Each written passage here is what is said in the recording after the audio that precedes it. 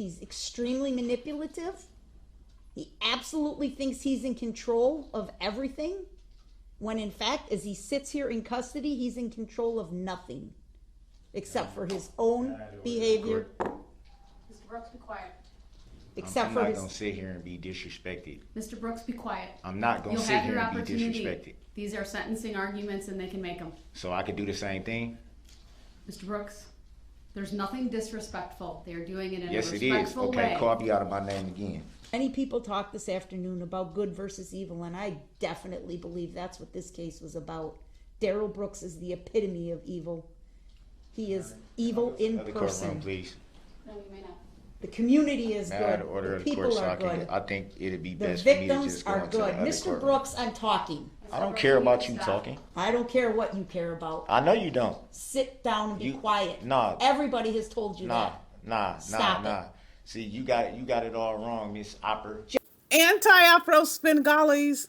Listen, everybody, I wanted to come on and share something with you that I think is pretty profound. I've been watching a few trials. There's actually 3 I've been watching. And as one started winding down, I started putting more of my focus on this trial. This is the trial involving Daryl Brooks. This is the person who ran over 6 people, killed them at a parade, and injured like 67 other people. He was sentenced recently, and the whole trial has been pretty much disruptive due to his conduct. He's representing himself, or represented himself. But I wanted to tell you something that really drove home for me. Seeing this person's conduct reminded me just exactly like Garfield / Carrie Ann.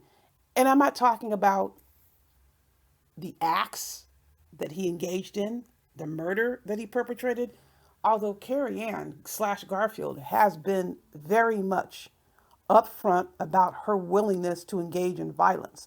It is what it is.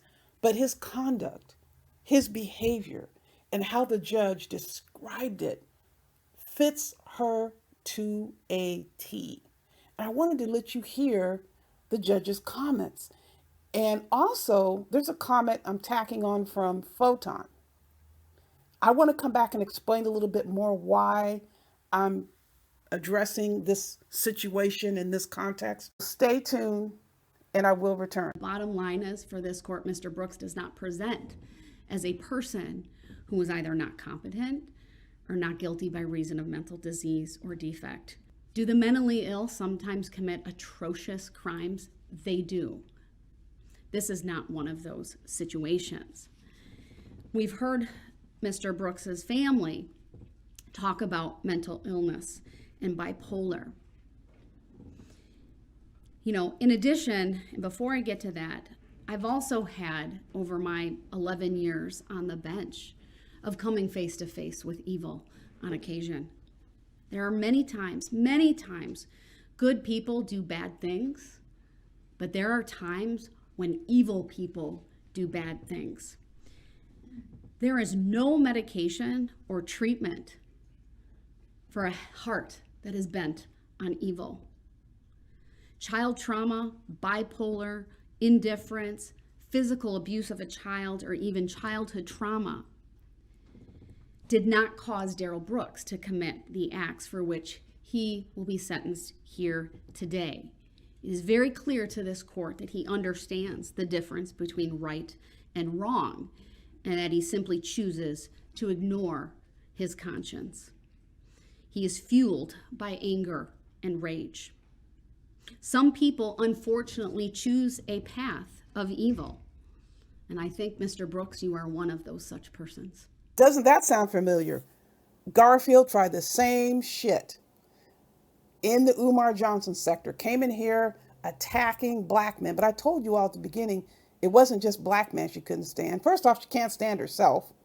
And she just kept compiling the number of groups that she was attacking, the number of individuals that she was attacking, and using this mental health issue. I got mental illness, I'm taking meds and all of this.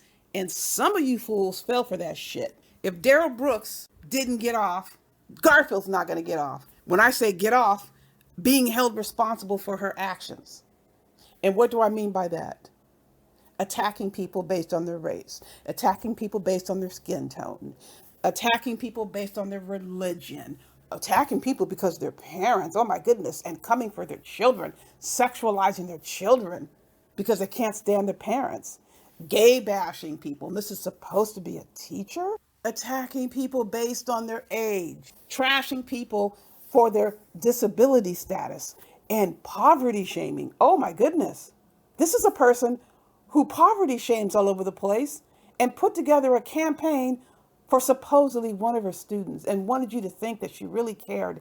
You see the hypocrisy in this person? I don't want to go too far afield, but I want to point out another example. There was somebody recently here in these YouTube streets that was bragging about supposedly giving away all this stuff in the community, giving away, I think it was sweaters and blankets, and making rice and chili for families coming out that's in the cold. But then they turn around and they're ragging on people who supposedly are on Section 8. A third example, we have one person who was well known for calling and making false reports on people, claimed that Lyndon Honor was on Section 8, and Lyndon Honor has never been on Section 8, by the way. It makes you wonder who really is on Section 8. If you have a trait that you're ashamed of, or something about yourself that you're ashamed of, it is not uncommon for you to try to false shame others. And that's exactly what Garfield does. Garfield wants to make people feel like she does about herself, which is like shit. You can't feel good about yourself if you're sitting online all day, every day, missing work, Glorion Murray-esque, missing work to stay online to trash people instead of going to work and doing a good deed. Supposedly she's a teacher, right? Supposedly. God forbid, I hope it's a lie. Let me let you hear the other clip I was going to play. This is Photon schooling somebody who felt sorry for Garfield. I don't play around with fake ass women just for the sake of, okay, hi, yeah, hi. Nah. I kicked her to the curb and said, what's up, Sector? I got some information. I even helped you out. She still tried to get with me. Then she tried to call me up trying to get info on you, bro. She was like, you got a live, you got this, you got that. I said, what? That was the end of it. She tried to get you locked up. I'd rather talk to you behind the scenes about certain stuff, but she was really trying to get you locked up. This isn't no trolling. This ain't no trolling. She tried to get you to lose your job as well as locked up, and she wanted me to help her, and that's what ended our relationship. I was like, yo, you a weirdo, lady. Click. Don't ever call me again. And I blocked her number. And you need to tell me. That. See, I don't tell you about certain stuff I've done for the sector, but I stepped away from, I sacrificed getting some dusty, rusty cobweb pussy for the sector. Oh my God. Catch the link at the bottom underneath the title. I'm going to post a video and give you the timestamp where you heard Garfield getting sympathy. Are you serious? But hey, to each his or her own. There's nothing more evil than trying to get somebody put in a jail or prison cell for something he or she didn't do. And that's what Garfield's all about. She's made more than one false accusation against black men in these YouTube streets. If that's not evil, if that's not demonic, I don't know what is. Bottom line, people have a right to file complaints, but when you take it to a point where you're actually lying on people, we are talking Catherine Brown style. That's a whole nother video I'm going to get into. Straight up lied. It's not dispute. You lied. Straight up lied. Garfield is just like Catherine Brown, freaking out over what? A wrench? No, she's not freaking out over a wrench. That's what she says she's freaking out about, but it's not about a wrench. Listen to this soundbite and tell me if you think this is about a wrench. You have Scarlett that's timing me out, and she's calling me like old lady. I'm like 37. I'm not that far behind her. She's timing me out every time I try to talk to Tiff. I don't know what's going on with her. I just know that she's jealous of the money that I have, and she's jealous of my status, and she's jealous of everything that I have going on. And you and I are planning to meet, and I'm 37 years old, so I don't know what she's talking about as far as she's in her 30s. So if she's 31 and I'm 37, I don't know what she's talking about. She's just jealous because I have more money than her and I could get you on and she can't. You understand what I'm saying? I told you I could get you seven figures. I retired when I was 32. So if she's 31 and she's still pounding a pavement, that's her business. I don't have nothing to do with that. I just know that she's like blocking me off every time I try to talk to Tiffany. And she's like, oh, she's crazy. She's an AFW. And I don't know what else to tell you. She's just jealous because I have more money than her and I could get you on and she can't.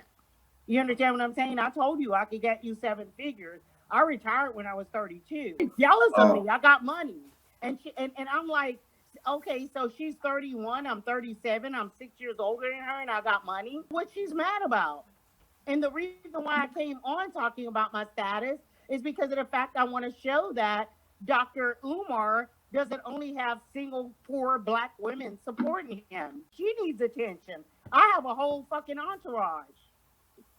Everybody knows who knows me. You're going to meet me. You're going to see my entourage. I don't need attention. I don't even fucking cut up my fucking steak if I want to. I could pay somebody to do that. She's a fucking jealous ass whore. She ain't got shit going for her. Why is she doing that? Jealous. $85,000 a year if you want to fucking do it on a salary and $100 an hour if you fucking want to do it on 1099, and this bitch ain't got shit to offer you but a ranch. She an old woman. Bitch, you ain't, in 6 years, you ain't gonna never have what I got. Ranch hoe. You need to control that ranch hoe. I'm gonna call a car for you next week. You're gonna meet my people. You need to control that ranch hoe. That bitch ain't got a goddamn ass thing to give you but a ranch. Because I can guarantee you what? I didn't get my shit before I turned 37. I got my shit when I was 18, 19 years old and your age. Oh my God. Do you see the similarities? These people will try to bring up any issue and try to attack you with it. You have to understand this whole Catherine Brown-esque attitude, just like this Daryl Brooks-esque attitude, is solely geared towards trying to make people feel, their targets, bad about themselves to the degree their attackers do. You cannot feel good about yourself engaging in this behavior. It's impossible. It doesn't mean you can't ever have a dispute or a conflict, but to actually go through a process where you are coming on the international airwaves, falsely accusing someone of a crime, you're filing a lawsuit, no good and damn well, you're lying through your teeth, that is evil, that is demonic. And of course, Garfield got up in hackles about the use of the word demon and demonic because this applies to her. Evil, it applies to her. She doesn't want to look at who she is any more than Daryl Brooks did, any more than what Catherine Brown engaged in, making up these wild accusations. They simply were false. And we're going to be dealing with that. Like I said before, though, I'm not going to address it in detail in this video, but be on the lookout for that. And of course, we have money, always trying to utilize money to set brothers up. That was a dual attack about the $500. Tried to buy Photon's allegiance with $500. When that didn't work, she lied and says that he hijacked the money from her or forced the money out of her. He's broke and he needed the money. There we go again with this poverty shaming, but she's putting up a campaign for her low-income student, supposedly low-income student. Tripping all over herself, trying any and everything she can to be seen, to be heard, to be recognized, and to be accepted. All here in a YouTube space. Do the math on that, people. Garfield, out of whole cloth, accused Rev G. She thinks she can just jump up and accuse someone and there'll be no consequences for it. She wants to make up stuff to achieve a goal, whether it's getting someone arrested or getting someone fired, and the shit didn't happen. It's one thing to report facts. It's another thing to try to amp up something and make it an actual crime, potentially sexual battery to sexual assault. Trying her hardest. What person wants somebody sitting in a jail cell for something they didn't do?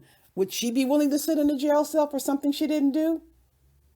This is what you call evil, to falsely accuse, especially a black man, of a crime. You shouldn't accuse anybody of a crime falsely. But the legacy of our people, she doesn't care. If she wants you to think that she loves black men, why would she think anybody would believe her?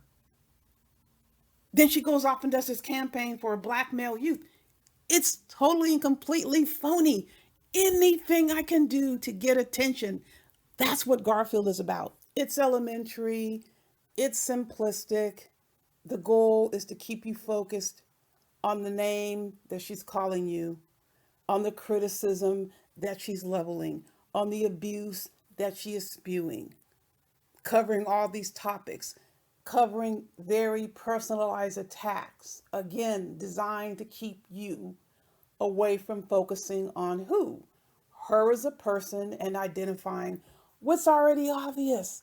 Whatever she's calling you, whatever she's saying about you, she feels this way about herself. If you're hanging around constantly railing and ragging on people, you can't feel good about yourself. This is the person who would see a parent and a child interacting online. Say the baby's only 4. The baby's hugging and kissing on his mother or father.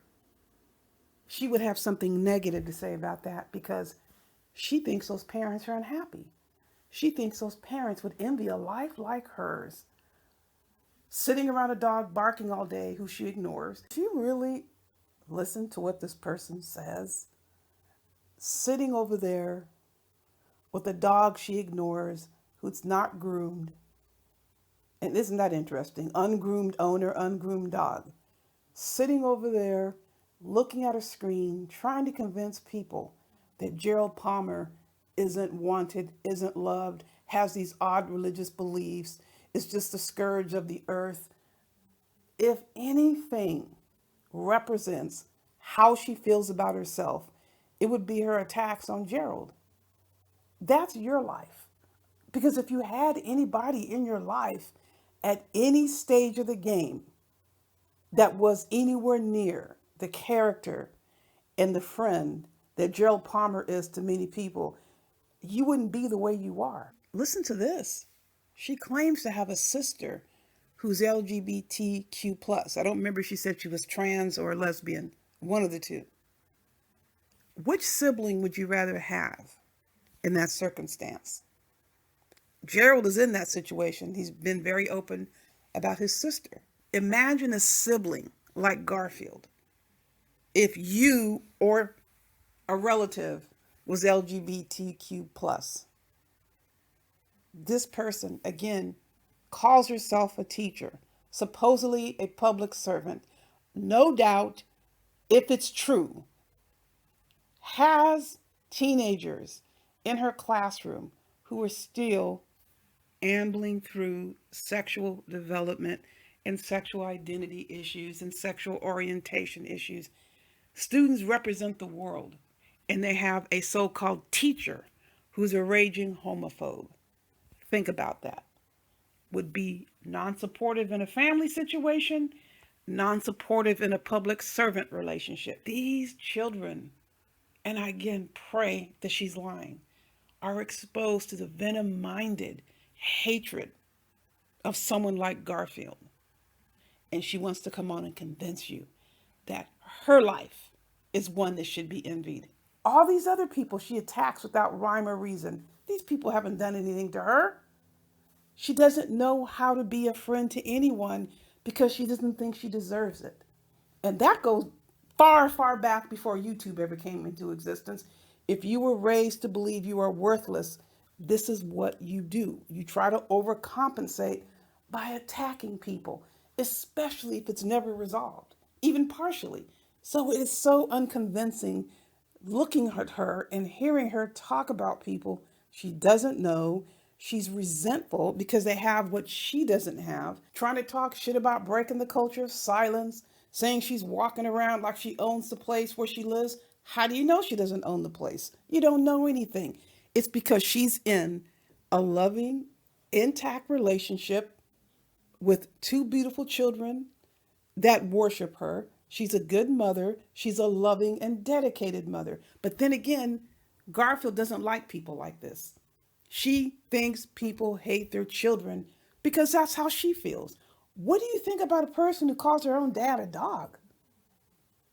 You call your own dad a dog and you think other people don't like being parents. Obviously, your parents didn't enjoy raising you. It didn't seem to be a very productive outcome based on the way she's acting as an adult. And having degrees is not going to cure, just like the judge stated, if you have an evil, vindictive heart, nothing is going to work. And she proves that every time she opens up her mouth, railing on people. 10 people in one video. Again, the distraction is for you to pay attention to the names that she's calling you, to her vulgarity, to her disgusting, sexually graphic language, which is very disrespectful to the YouTube audience. Having it in a space where it's not welcome. It's not welcome. People don't like to hear it. But again, she wants to distract you with the actual language so you won't focus on her shortcomings.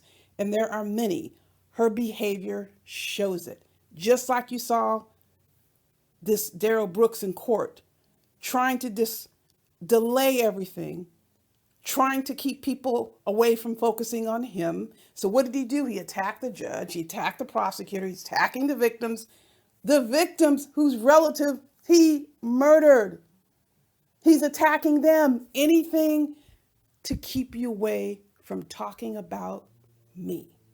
He wasn't able to stop the trial.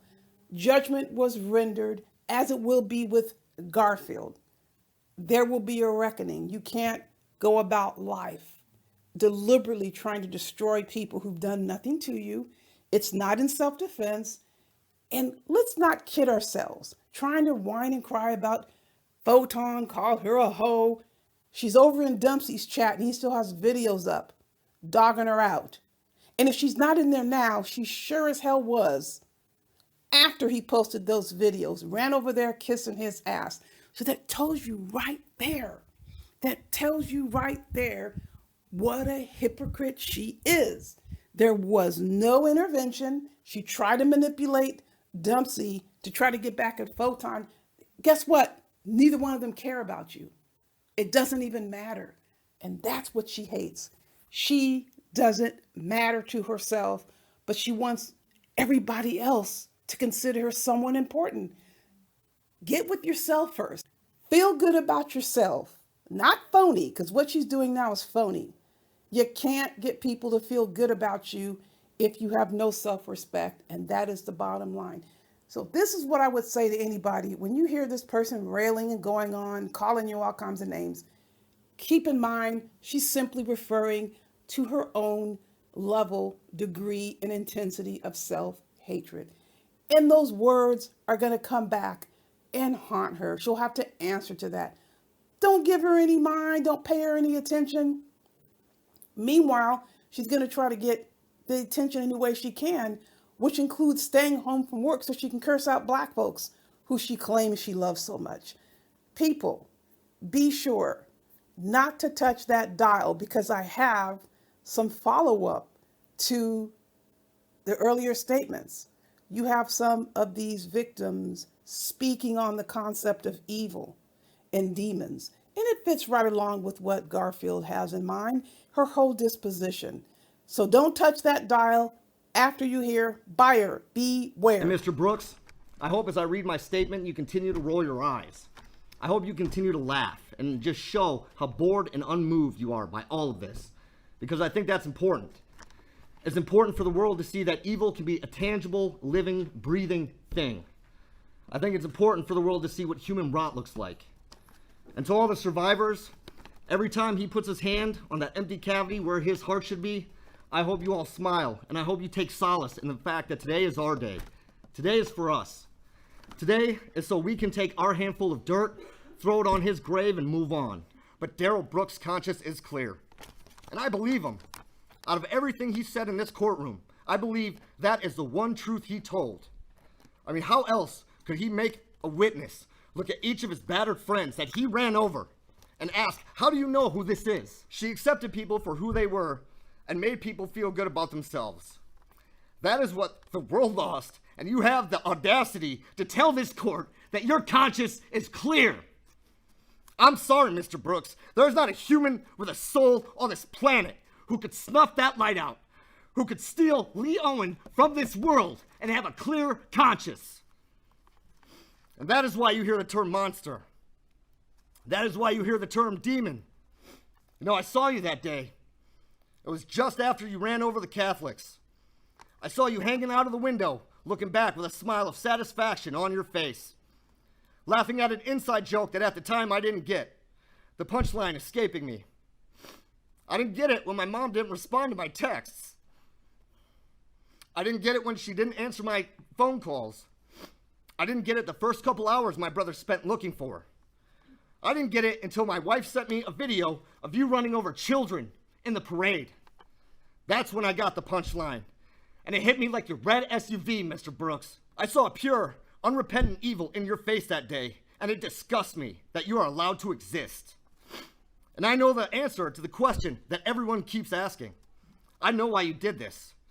You did this simply because you were not in a cage. That is what I find mind-boggling. And how dare anyone say the system failed him? The system failed every one of us whose only mistake was to bring their families in the vicinity of Mr. Brooks. That poor excuse for a man should not have been on the streets. That is the failure, period. I can never tell her how much I need her in my life. Yeah, shake your head. Shake your head. You know, because that is what you took from me. And there's nothing this court can do that would provide justice in my eyes. So all I ask is that you rot, and you rot slow. On November 21st, you killed my mother. And in this courtroom, I watched you run her down and her broken body slide across the concrete. This woman loved and she was loved. You ran her down like she was nothing. And since that day, you have shown no remorse. You'd offered no explanation for your atrocities. It offends me that you're sitting here breathing while she is not. You are a monster. You deserve contempt and death.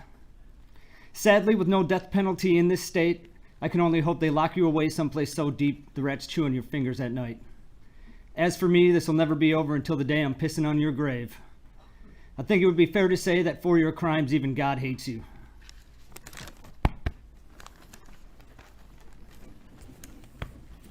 Please don't do that. It's so disrespectful. I've watched all day on TV, and I've watched you mock all of the victims all day. You roll your eyes and you make faces. If this was your 8-year-old daughter that someone else hit, you would have been beside yourself if someone made those faces. And you want people to have forgiveness for you and your child? You're insane.